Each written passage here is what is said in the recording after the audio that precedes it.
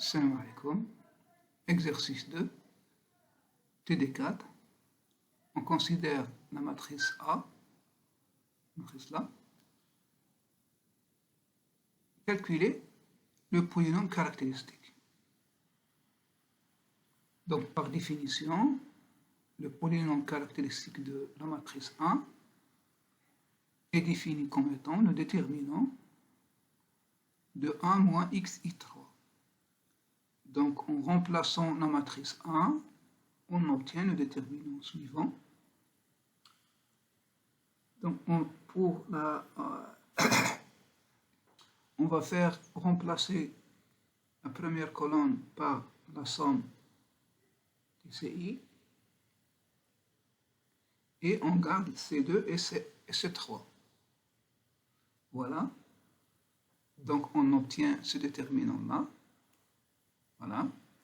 On va faire sortir A moins X et on obtient ce déterminant-là.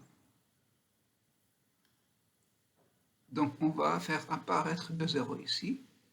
Donc, il suffit de faire le L1 moins L2 et remplacer le L3 par L1 moins L3. On obtient ce déterminant-là. Donc, on va effectuer le déterminant suivant la première colonne. Donc, c'est 1 fois ce déterminant-là. Donc, on va développer ce déterminant-là et on trouve, donc x plus 4 est en facteur, et on trouve un déterminant factorisé. Donc, voilà le PA de x. Donc, il existe 3 valeurs propres distinctes qui sont 1, moins 4 et 2. Voilà, donc calculer les valeurs propres et les vecteurs propres correspondants. Donc, d'après ce qui précède, on remarque qu'il y a 3 valeurs propres distinctes, 1, 2 et moins 4. Donc, pour déterminer les vecteurs ici, les vecteurs propres de A, il fallait déterminer le kerr de A moins xi3 avec x varie de 1, 2 et moins 4. Donc, on va faire pour x égale à moins 4. Voilà, donc un triplet xy appartient aux sous-espaces propres associés à moins 4, c'est-à-dire que xy, z appartient à kerr de A plus 4i3, en remplaçant les matrices. Donc, on obtient ce système-là. Voilà. Voilà le système. Donc, on va calculer le z et on remarque que 3x égale à moins 2y ici. Voilà. Et on va remplacer le pour calculer le z. Donc, on va faire le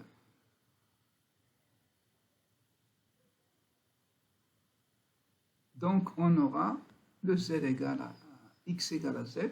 Voilà. Donc, on a 3x égale à moins 2y. Et je vais remplacer ici le 2x, 2y par le moins 3x. On aura le x égale à y. Voilà, égale à z. Donc, on peut prendre, donc, on peut tirer la valeur de y et de z. Donc, on va remplacer le x par 2. On aura le 2 moins 3, 2. Voilà. Donc, c'est une droite vectorielle. Donc, on va faire la même chose pour E1 et je laisse le E2 faire les calculs. Donc, voilà pour le lambda égale à 1. Donc, toujours la définition, c'est-à-dire que A moins x, x, y, z égale à 0, c'est-à-dire que le vecteur x, y, z est un vecteur appartient à kerr de A moins i, c'est-à-dire que son image c'est 0. En remplaçant la matrice, donc on aura ce système-là. Voilà le système. Et on tire que x égale à z, voilà, et x égale à y. D'après ça, on va x égale à y d'après La deuxième et la troisième équation, c'est la même. Donc, on tire que x égale à y. Et on va remplacer le y ici. Donc, on a moins x plus 2x moins z égale à 0. C'est-à-dire que x égale à z égale à y. Donc, c'est sous cet espace vectoriel, c'est une droite vectorielle engendrée par le vecteur 1. Donc ici, donc pourquoi moins 1?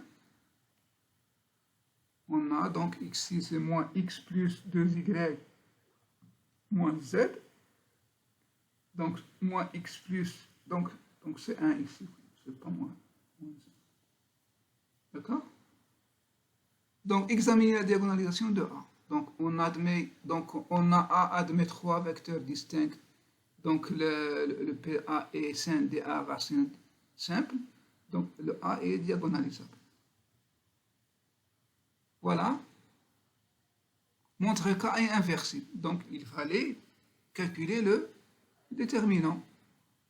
C'est moins 8. Donc il est inversible. Donc on va calculer A-1 en appliquant la formule que A-1 c'est un sous-déterminant transposé de la commatrice. Donc faire les calculs. D'accord? Voilà l'expression de A-1. Passons à examiner la diagonalisation de A. Donc on avait déjà fait, donc diagonalisable. Cherchons le polynôme minimal. Comme P de A est sin dA racine simple, et comme A est unitaire, alors il coïncide avec le polynôme minimal. Montrer l'existence d'une matrice inversible P, telle que on a P moins A fois A égale à diac de 1 moins 2 moins 4. 1, 2, moins 4.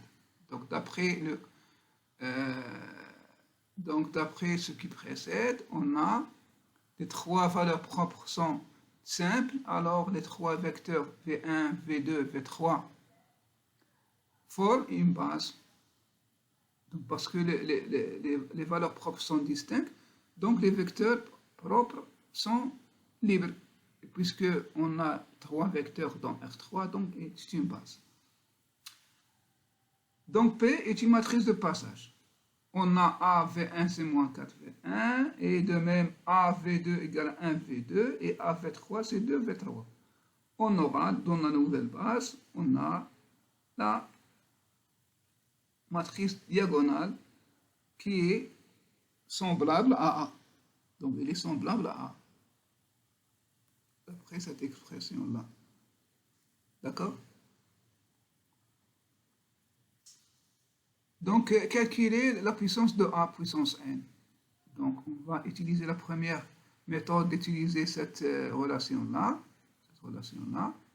Et A puissance n, c'est P depuis n, P moins 1. La deuxième méthode consiste à faire une récurrence. Donc, on peut, comme remarque, on peut décomposer la matrice A sous forme A, D plus n, avec D diagonales et n une matrice nilpotente, c'est-à-dire qu'il existe un cas appartenant à n étoile, tel que un certain rang, on a n puissance k égale à 0. Donc, pour A puissance n est égal à quoi? Est égal à D plus n puissance n est égal, donc formule de binom, c'est sigma de quoi? Avec, on ajoute l'hypothèse que dn commute avec n et d commute. C'est égal à 1, i égale à 0 jusqu'à n, de cni, quoi? C'est une i, dk ou di, ou bien on va commencer par le n, ni, et in ici, moins. D'accord? Donc, pour I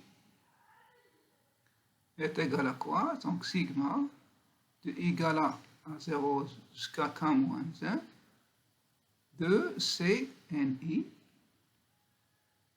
NI dNi moins 1, car pour I supérieur ou égal à K, on aura NI égale à la matrice nulle.